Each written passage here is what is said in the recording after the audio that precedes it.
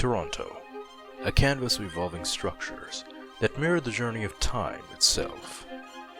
From the grandeur of classical architecture to the sleek lines of modern high-rises, each brick and beam tells a story, an intricate tale of a city that refuses to be bound by the limits of its own history. However, as the city skyline transforms, we find ourselves questioning, are we witnessing a shift from grandeur to minimalism? Or is there a nuanced dance between the old and the new, waiting to be unraveled? Join us on this journey through time and architecture as we explore the soul of Toronto, its heritage, its innovations, and the delicate balance between preserving the past and embracing the future. This is Marvels to Blocks, where the skyline echoes history and every structure whispers a tale of progress.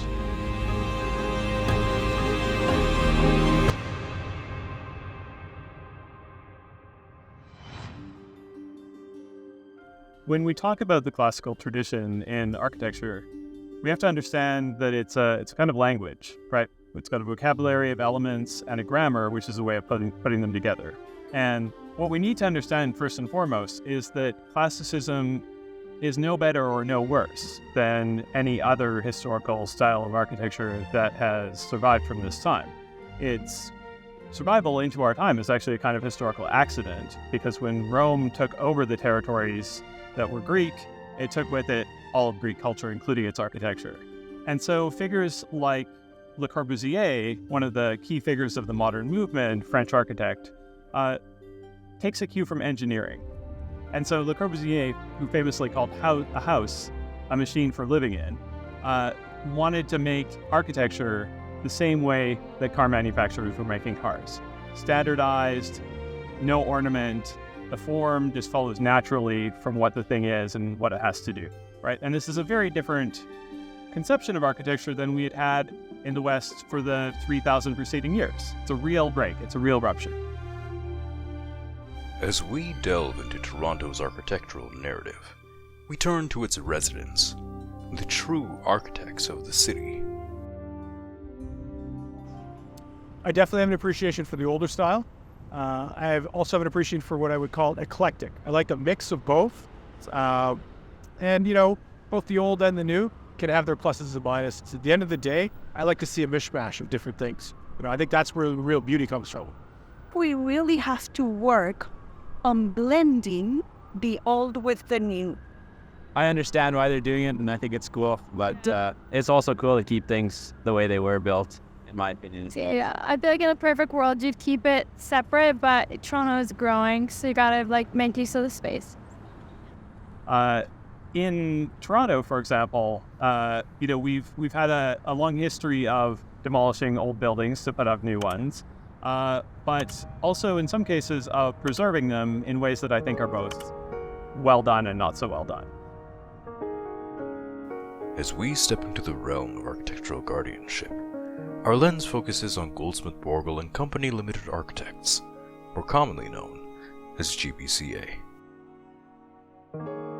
Jane Jacobs, a very famous urbanist and prominent advocate for heritage conservation, famously quoted a part of her quote saying that new ideas need old buildings.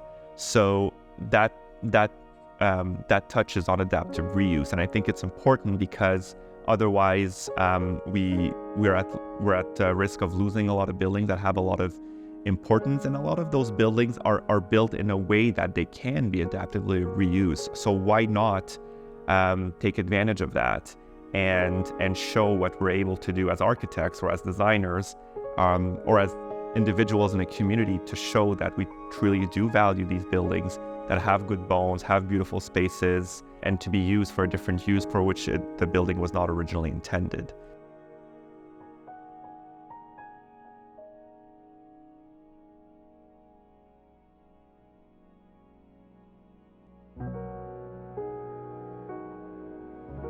The ROM, in its original state, is a kind of a temple to artifacts, to historic objects. And you feel that when you're inside it. everything about it gives you that sense of a kind of calm, quiet reverence for these things.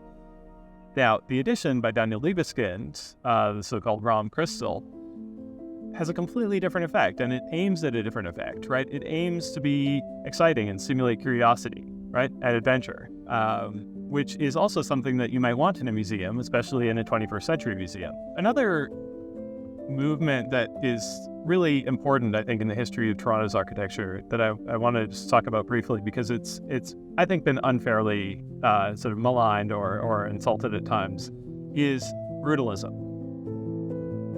I mention it because it's so important in the 1960s and 1970s as Toronto is establishing itself as a new modern city. So it's present in the new City Hall, it's present in Robarts Library, so many of our great buildings. You know, there are all these, the Manulife Center, there are these great sort of monuments of Toronto architecture that kind of happen to be brutalist, because that was at the moment when Toronto was really investing heavily in rebuilding itself or building itself anew as a major world city. So you've got the TD Towers by Mies van der Rohe, a great classic of modernism. There's modernism done well, right?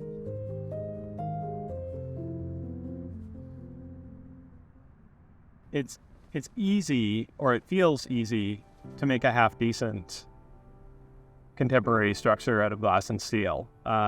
And so a lot of developers and a lot of designers make a lot of half-decent architecture. And I don't think that's good enough. I think we deserve better. I think an attention to detail, we look at a contemporary firm, say Toronto's own Shim Sutcliffe Architects, are doing really incredible work with great attention to detail and spatial planning in a modernist vein. It's possible. It just needs a bit more attention and, yes, maybe a bit more money. Someone's appreciation of a style of architecture is very unique to everyone. It's going to be hard to find consensus, but personally, I don't find that modern or contemporary buildings lack character. They are a product of the time we are right now, where we look for simplicity, austerity, maximizing of space, and of course efficiency.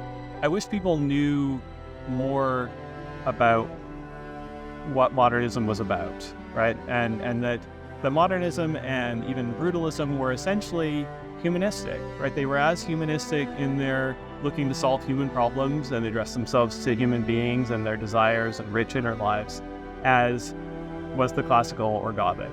And I think if people could understand that, they might learn to love it a little more.